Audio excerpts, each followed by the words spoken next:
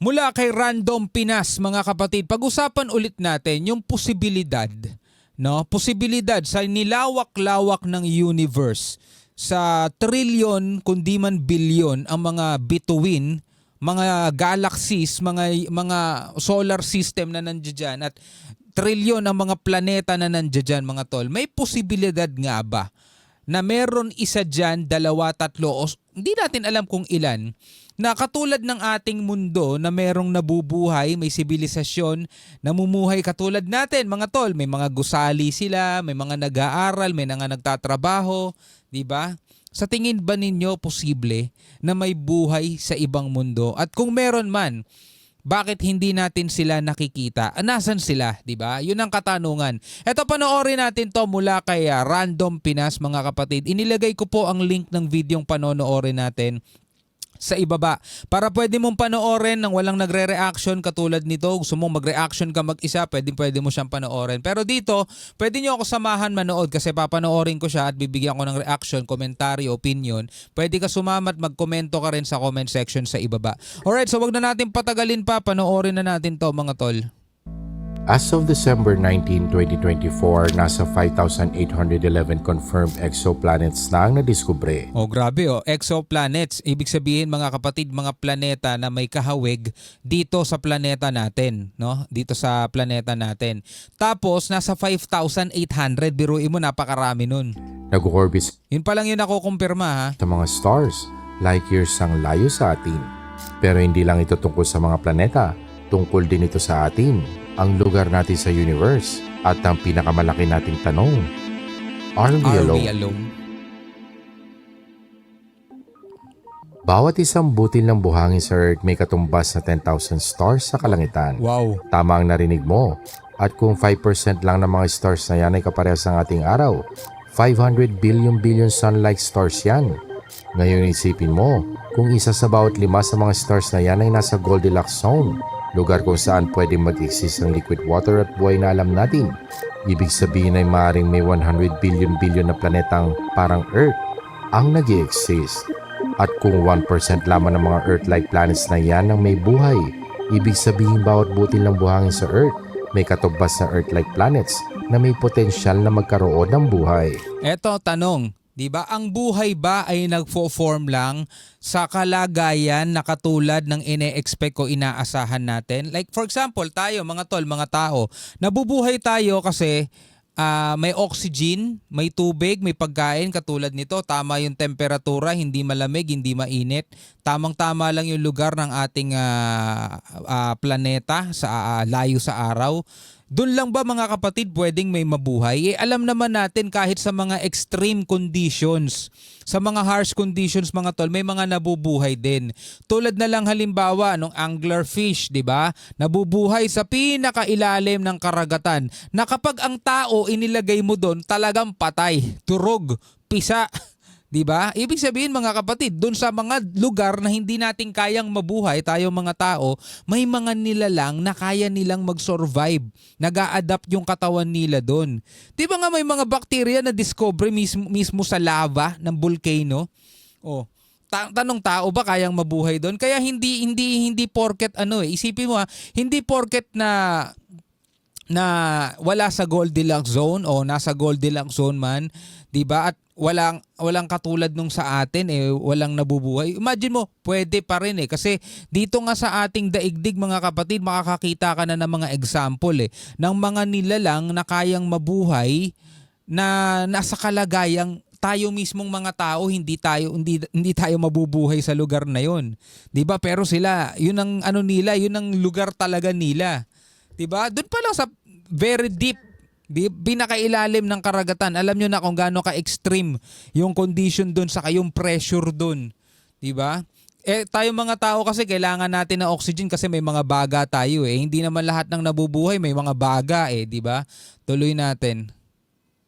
Gamit ang mga numerong yan, pwede nating sabihin na sa sarili nating galaxy, ang Milky Way, may lagpas 1 billion Earth-like planets. Wow. At kung 1% sa mga planetang yan na nagkaroon ng buhay, posibleng nasa 100,000 hanggang 1 million civilizations ang meron sa sarili nating galaxy. Pero kung ganoon nga, nasaan sila? Ang SETI o Search for Extraterrestrial Intelligence ilang dekada nang naghahanap ng mga signals ng intelligent life sa space. Ngunit sa dami ng posibleng sibilisasyon na yan, ni isa, wala pa tayong naririnig. Bakit kaya? Ilang dekada nang palaisipan sa mga scientists ang tanong na yan. Ang tawag dyan ay Fermi Paradox. Fermi Paradox. Kung marami naman palang planeta sa universe ang may kakayahang magkaroon ng buhay, bakit hindi pa natin sila nakikita? O bakit hindi pa nila tayo nakikita? May nakakaligtaan ba tayo? O may naghihiwalay ba sa atin? Alam na natin common lang ang planeta sa universe. Sa mga nakalipas na taon, tumaas ang kaalaman natin sa mga Earth-like planets sa labas ng ating solar system. Lagpas 5,000 ang alam nating exoplanets. Nasa 70 to 100 dyan, kinukonsiderang kagaya ng Earth, mabato, halos kasukat, nasa habitable zone. Halimbawa sa TRAPPIST-1 system, may 7 rocky planets, ang ilan may tubig, nag-orbit sa isang star na halos sing laki ng Jupiter. Ang mga mundong ito tila kaparehas ng Earth, kung andyan ang mga planetang yan na parang Earth at maaari magkaroon ng buhay. Bakit kahit isang sibilisasyon bukod sa atin, wala pa tayong nadidetect? Pero kahit ganoon nga at araw-araw tayo naghahanap ng extraterrestrial life, sa ilang dekada ay kumikilos tayo na tila nag-e-exist na sila. Halimbawa ay nang unang nagpunta tayo sa buwan, pagbalik ng mga astronauts, ilang linggo silang nag-quarantine. Iniisip kasi na kung may buhay sa moon, bacteria man o microbes, maaari lang madala ito sa Earth, maging panganib sa atin, o busin ng sangkatauhan. Seryoso ang protocol na yan, na ipinagpatuloy ito hanggang Apollo 15. Nang ma-realize na natin na wala talagang buhay sa buwan, ligtas naman tayo. Bawat prediction na ginawa natin tungkol sa universe sa nakaraan ay naging mali sa ilang paraan o iba pa. Nasa 100 bilyong tao na ang nabuhay magmula na nag-exist ang ating species. Halos lahat sa kanila namatay nang hindi alam kung ano talaga ang mga planeta at kung ano talaga ang universe. Ilang daan taon sa nakaraan naniniwala tayo sa geocentric theory. Akala natin ang buong universe umiikot sa atin. Naniniwala ang Earth ay flat. Ngunit sa ngayon, alam na nating malayo sa katotohanan ng mga yan.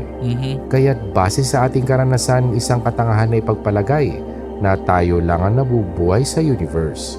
At naisip din yan ni Frank Drake. Naisip niyang imposibleng tayo lang ang buhay sa universe at baka pwedeng i-calculate kung nasaan ang mga sibilisasyon na yan. Diyan niya binuo ang Drake's equation. Naku.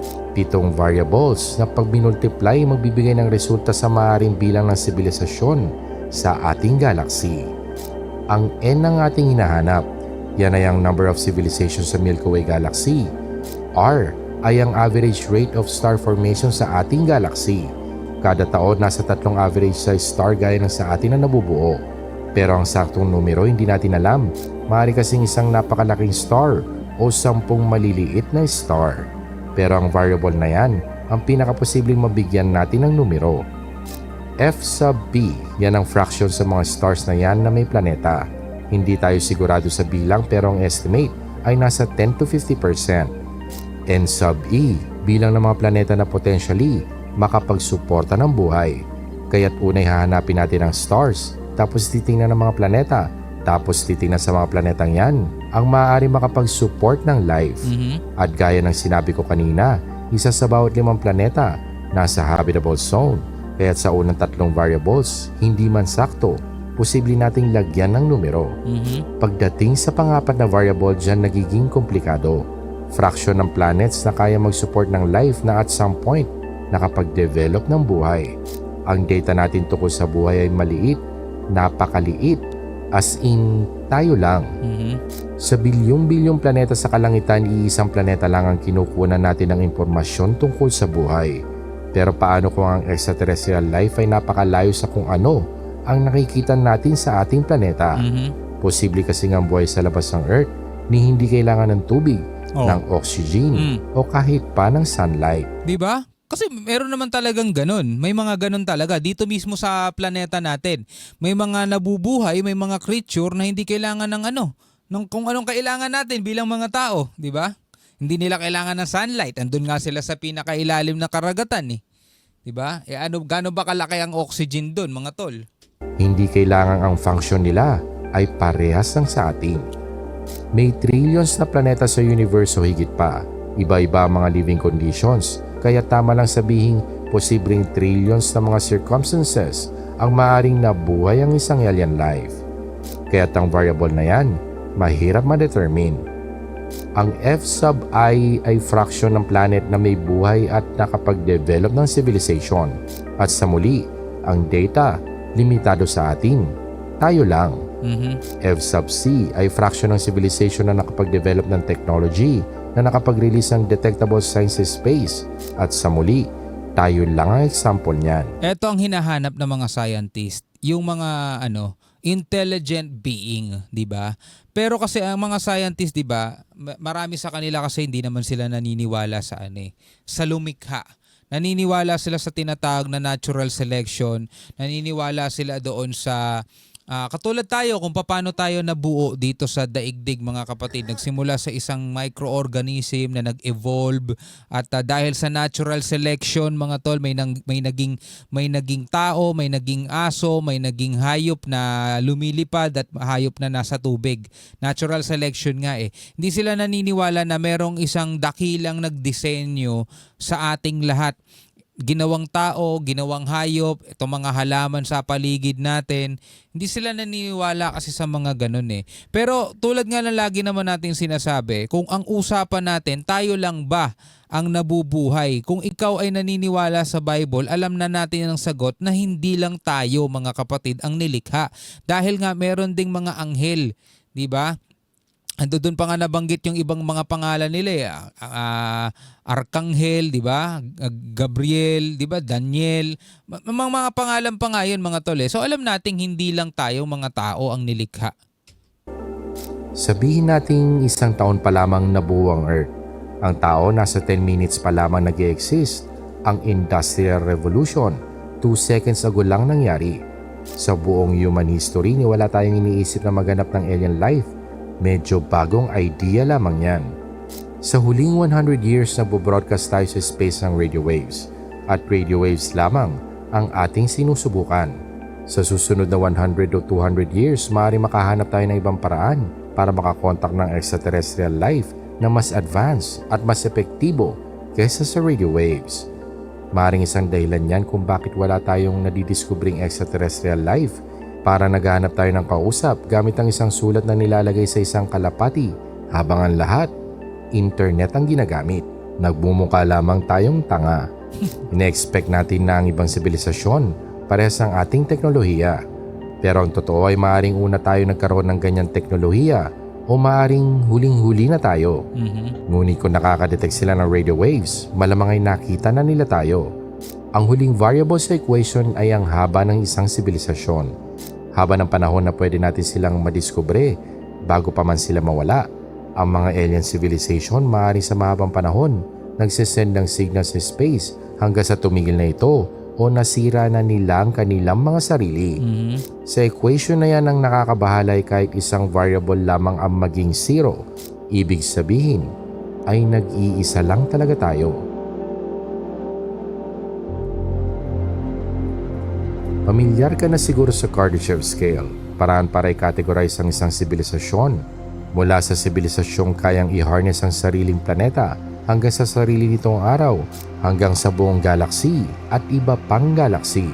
Pero kung may ganitong mga uri ng sibilisasyon, bakit wala tayong nadedetect na kahit anong klaseng sibilisasyon sa Kardashev Scale? Ang universe nasa 13.8 billion years na. Nasa 1/3 ng panahon na yan pa lamang nag-i-exist ang Earth. Kaya't at least 5 billion years na panahon na ang meron bago pa man nagkaroon ng Earth. Napakahabang panahon yan para mag-exist ang isang sibilisasyon sa ibang lugar sa universe. Pero ayun nga, wala tayong nakikita. Kung makakagawa ka ng isang spaceship na kaya mag-travel ng 10% lamang ng speed of light, matatawid mo ang isang galaxy sa loob ng 600,000 years. Grabe. Parang ang tagal. Pero kung ikukumpara sa edad ng Milky Way na 10 billion years, wala lang ang panahon na yan. Isang species lang ang magkaroon ng kakayahang gawin yan. Masasakop nila ang buong galaxy. Pero kung ganoon nga kadali, bakit wala tayong nakikita? Diyan natin ipapasok ang The Great Filter. Para itong isang galactic obstacle course. Bawat sibilisasyon kailangan malagpasan ng mga barriers na ito para mag-survive at mabuhay. Maaaring ang unang barrier ay ang makapag-develop ng microbial life, sunod ay makapag-develop ng complex life, magkaroon ng consciousness, magkaroon ng advanced technology, dapat maiwasan ang self-destruction. Ang nakakatakot na tanong ay nalagpasan na ba natin ang The Great Filter? O papunta pa lamang tayo doon? Kung ang The Great Filter ay nasa ating hinaharap, yari tayo. Artificial intelligence man yan, climate change, gyera o iba pa na hindi natin ma-imagine. Ang kung anumang barrier na yan ay maaaring dahilan kung bakit ang mga sibilisasyon hindi nagiging intergalactic civilization. Kung nasa nakaraan naman natin yan, ibig sabihin na lagpasan na natin ang pinakamatinding pagsubok. Alin man dyan, nakakatakot isipin ang posibilidad na paano kung tayo lamang ang nakaabot sa ganitong estado. Kinatatakutan natin ang kung sino mang mas malakas kaysa sa atin, AI man yan o aliens. Historically kasi, kapag may isang mas malakas na species o mas advanced na civilization na lumabas, nagre-resulta ito sa pagkawala ng mas mahinang grupo. Halimbawa ang Neanderthals at Homo sapiens o ang pagkadiskubre ng North America. Base sa nalalaman natin sa nakaraan, ang first contact natin sa mga aliens ay ang magiging pinakamalaking panganib na pwede nating harapin. Isang importanteng tanong ay kung makakadetect tayo ng isang sibilisasyon, ay dapat ba nating ipaalam sa kanila? Maaring ganyan ang ginagawa ng isang alien civilization. Maaring na-detect na nila tayo, pero imbis na kontakin tayo, inoobserbahan lamang nila tayo at naghihintay. Ang isang advanced alien species, maaring inoobserbahan lamang tayo, tinitingnan ang ating progress. Maaari kasing isang science experiment lamang tayo para sa kanila. Kung Kung nakarating na sila rito sa atin, ibig sabihin ang technology nila, mga tol, ay sobrang layo. Na kumbaga para tayong nasa mga caveman pa lang, no, kumpara sa kanila. Kasi hindi nga natin matawid-tawid pa yung balikan yung di ba? Etong ibang planeta na napakalapit lang sa atin Samantalang sila nakarating na rito. Ibig sabihin ganun naka-advance ang technology nila. Napakalayo na sa atin. Baka ang tingin nga nila sa atin, mga caveman pa lang, ganun. Inoobserbahan lamang tayo, tinitingnan ang ating progress. Maaari kasing isang science experiment lamang tayo para sa kanila. Kung inoobserbahan mo ang isang bagay na maaari maging mas malakas kaysa sa iyo, kailangan mo mag-ingat. Maaari kasi maging katawang mo ang mga ito o maaari maging katapusan mo. Tingnan mo ang AI, nagde-develop ito ngayon sa ating planeta. Pero kung sa tingin natin ay magiging mas malakas at makapangyarihan na ito sa atin, pwede natin itong i-turn off. Paano kung ganoon din ang tingin sa atin ng isang alien civilization? Kung makita nilang nasa punto na tayo na maaaring mas maging malakas sa tayo kaysa sa kanila, maaaring magdesisyon silang tapusin na ang eksperimento. Parang hindi ka panipaniwala, pero nangyayari yan sa Earth. May mga lugar sa Earth na maaaring tirahan, pero hindi natin ginagawa kasi hindi komportable. Gaya ng Antarctica, isang buong kontinente, hindi natin ito kino-colonize kasi hindi komportable. Frozen, hindi masyadong suitable para mabuhay. Maaring ganyan ang tingin sa atin ng ibang alien civilization. Nakita na nila tayo, kaso walang special sa atin para sa kanila. O baka naman binisita na nila tayo sa ating nakaraan, panahon kung saan wala pang buhay sa Earth. Sa isang buong galaxy may mga lugar na hindi kailangan sakupin. Bakit ka mag-uubos ng oras at resources sa pagsakop ng isang planetang wala namang pakinabang sa'yo? Hindi pupunta mga aliens sa Earth ng walang dahilan, mabuti man o masama. Araw-araw tayong naghahanap ng signals mula sa ibang sibilisasyon. Naghahanap tayo ng techno-signatures, science of engineering, mga bagay na hindi natural na nag-i-exist sa nature, gaya ng mga city lights sa space. Naghahanap tayo sa ibang galaxy. Pinag-aaralan natin ang mga biosignatures sa mga atmosphere ng exoplanets para makakita ng mga elements na maaari maging senyales ng buhay. Nagpapadala tayo ng mga radio waves, umaasang makakakita ng mga aliens. Noong 1974, si Frank Drake mismo pinangunahan ng pagpapadala ng Arecibo message sa M13 star cluster. Kasama dyan ang impormasyon tungkol sa atin. Nagpadala tayo ng mga probes, ang Voyager crafts, nakalagay dyan kung ano tayo, sino tayo at saan tayo matatagpuan. Sa sobrang kagustuhan natin na hindi tayo nag-iisa sa universe, tila hindi na natin iniisip ang panganib na daladala ng posibilidad na hindi tayo nag-iisa. Tama. Tapos na ba tayo sa paghahanap? O nagsisimula pa lang? O mas magandang tanong siguro, mas malapit pa tayo sa simula o sa katapusan ng sangkatauhan? Sa paghahanap natin ng buhay bukod sa ating isa lang ang maliwanag. Napakalaki ng universe, misteryoso at punong-puno ng potensyal. Ang tanong ay hindi kung makakakita tayo ng alien life, ang tanong ay kailan. Siguro nga ang universe ay hindi talaga tahimik. Kailangan lang nating matuto makinig. Ano sa tingin ninyo mga tol, no? Kasi ako talaga, naniniwala ako kung ano yung nakasulat lang sa Bible. Kasi mga kapatid, syempre, Kristiyano tayo di ba? Wala naman nakasulat sa Bible na bibisitahin tayo ng mga alien, di ba, balang araw. Kasi posible mga kapatid na may mga ibang nilalang, ibang sibilisasyon na nasa ibang daigdig. No, kung hindi man natin alam, siguro hindi talaga destined para malaman natin. Kung ano lang yung nandirito sa atin, kung ano lang yung nakasulat sa Bible bilang guide natin, yun lang talaga ang para sa atin. Hanggang sa dumating ang araw na itinakda na kukunin na ang mga maliligtas ng Panginoong Hesus at isasama na niya sa kanyang kaharian. 'Di ba? So anyway, bilang isang tao dito sa mundo na baka ikaw naghahanap din ng kasagutan sa mga ganitong klaseng katanungan. Basta ang alam ko, hindi lang tayo nilikha. Meron ding mga iba. No? Pwede ka magbigay ng komento sa ibaba. No? Hanggang sa muli mga tol, ako nga pala si Shobaldi. Peace out.